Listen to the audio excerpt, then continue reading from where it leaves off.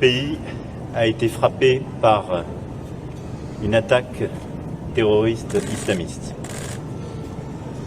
Une fois encore ce matin, Oke, assalamualaikum mas bro ya, kembali lagi tadi di Fajar Daily. Kali ini kita akan bahas tentang Presiden Marcon lagi. Marcon.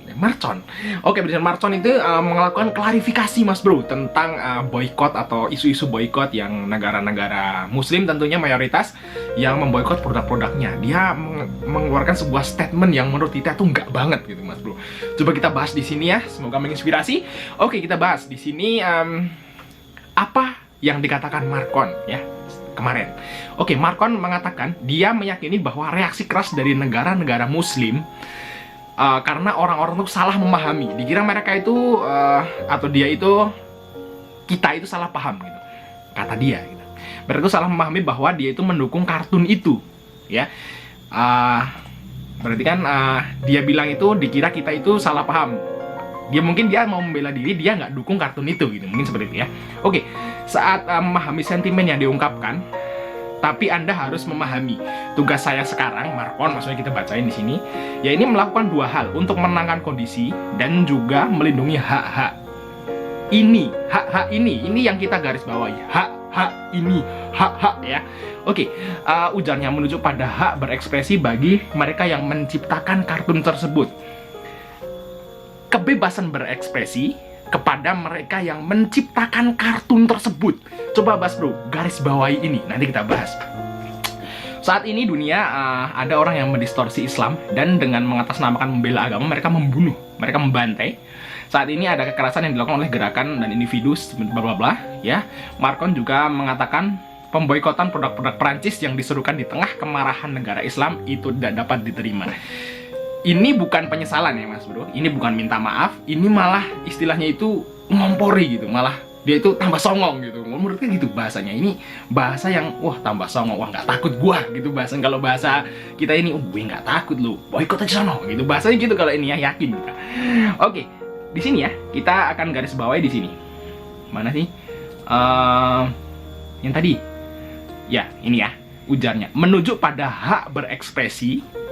Ya, mereka menciptakan kartun tersebut. Jadi menurut Marcon itu kartun menghina Nabi umat Islam ya, Muhammad SAW ya, itu dibilang itu kebebasan berekspresi. Jadi bahasanya Marcon seperti itu.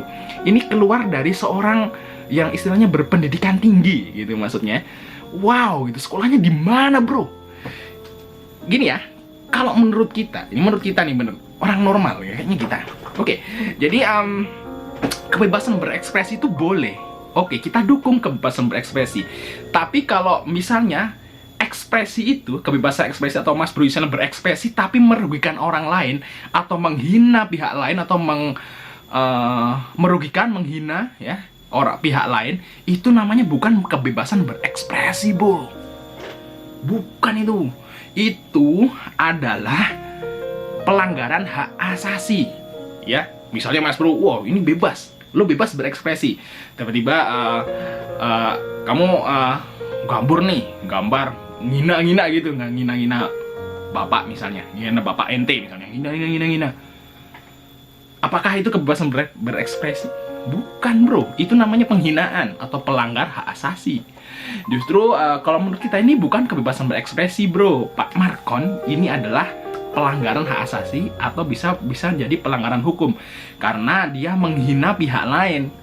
Nggak ada, kalau kebebasan berekspresi itu ya berekspresi ya nggak merugikan orang lain, is oke lah. Misalnya ente mau jungkir balik misalnya, wah kesana, ekspresi kita jungkir balik, belum nabrakin diri ke tembok jubret gitu, bodoh amat. Itu nama istilahnya ente lah, itu kan hak ente gitu, berekspresi ente silahkan gitu. Tapi kalau misalnya udah menghina ya, atau misalnya dia mukulin orang baik gitu, emang kayak gitu kebebasan berekspresi dilindungi?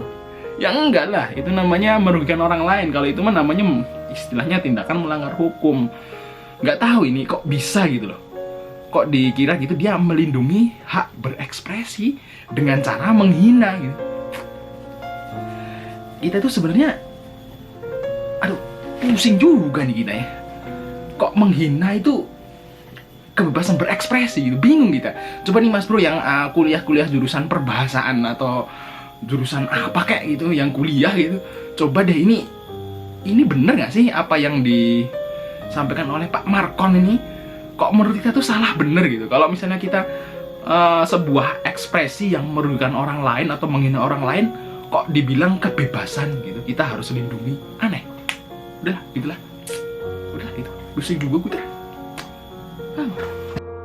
Itu ngompori gitu, malah dia itu tambah songong gitu. Menurutnya gitu bahasanya. Ini bahasa yang wah tambah songong, wah nggak takut gua gitu bahasa. Kalau bahasa kita ini, gue nggak takut lu, boikot aja sono gitu. Bahasanya gitu kalau ini ya, yakin kita. Oke, di sini ya kita akan garis bawahi di sini. Mana sih? Yang tadi. Ya, ini ya ujarnya. Menuju pada hak berekspresi, ya mereka menciptakan kartun serbu. Jadi menurut Markon itu kartun menghina Nabi umat Islam, ya Muhammad Shallallahu Alaihi Wasallam, ya itu dibilang itu kebebasan berekspresi. Jadi bahasanya Markon seperti itu. Ini keluar dari seorang yang istilahnya berpendidikan tinggi gitu maksudnya. Wow, itu sekolahnya di mana bro? Gini ya, kalau menurut kita nih bener orang normal ya, kayaknya kita. Oke, jadi kebebasan berekspresi itu boleh. Oke, kita dukung kebebasan berekspresi. Tapi kalau misalnya ekspresi itu, kebebasan ekspresi atau Mas Bro misalnya berekspresi tapi merugikan orang lain atau menghina pihak lain atau merugikan, menghina ya orang pihak lain, itu namanya bukan kebebasan berekspresi, Bro. Bukan itu. Itu adalah pelanggaran hak asasi. Ya, misalnya Mas Bro, wow, ini bebas. Lo bebas berekspresi. Tiba-tiba kamu gambar ngina-ngina gitu, ngina-ngina bapak misalnya, ngina bapak ente misalnya, ngina. Apakah itu kebebasan berekspresi? Bukan bro, itu namanya penghinaan atau pelanggar hak asasi. Justru kalau menurut kita ini bukan kebebasan berekspresi bro. Pak Markon ini adalah pelanggaran hak asasi atau bisa jadi pelanggaran hukum karena dia menghina pihak lain. Nggak ada, kalau kebebasan berekspresi itu ya berekspresi ya nggak merugikan orang lain, is oke lah. Misalnya ente mau jungkir balik misalnya, wah kesana, ekspresi kita jungkir balik, belum nabrakin diri ke tembok juga gitu, bodoh amat. Itu nama istilahnya ente lah, itu kan hak ente gitu, berekspresi ente silahkan gitu. Tapi kalau misalnya udah menghina ya, atau misalnya dia mukulin orang back gitu, emang kayak gitu kebebasan berekspresi dilindungi? Ya enggak lah, itu namanya merugikan orang.